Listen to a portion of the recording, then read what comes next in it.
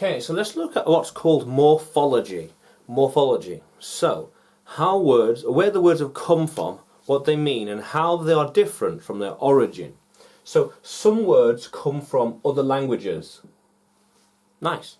Called loanwords or cognates.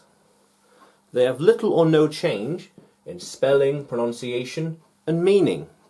So, one example I always give is in like the word obtener in Spanish. Obtener means to get, to obtain, get, obtain, obtain. Carbón in Spanish. Carbón, carbon, element. Okay. Conclusion, conclusión. Conclusión. What is the conclusion? K-S-L conclusión. What is the conclusion? Formula. Formula. So perhaps formula. Very nice. I speak Spanish as well, so it does come in useful with stuff like this. So, when words are the same from other languages, loanwords or cognates, similar meaning, similar pronunciation, similar spelling, how cool is that? But we can have what are called false friends. So other words that sound the same but have different meanings. They sound the same but they have different meanings.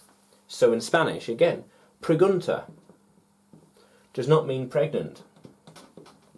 Pregunta, pregnant, sounds similar, you know, similar kind of spelling and such, but not the same thing. No. Recordar does not mean record, like on a camera.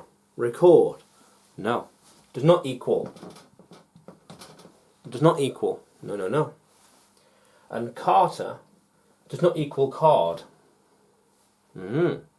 So, there will be English words in foreign languages and vice versa that sound the same but are completely different in their meaning. And it'll be the same in your language, in English, and possibly your language and other languages as well. False friends. Similar sound but different meaning. Loanwords or cognates. Similar sound, similar spelling, similar pronunciation, similar meaning. How cool is that, language explorers? Let's keep exploring.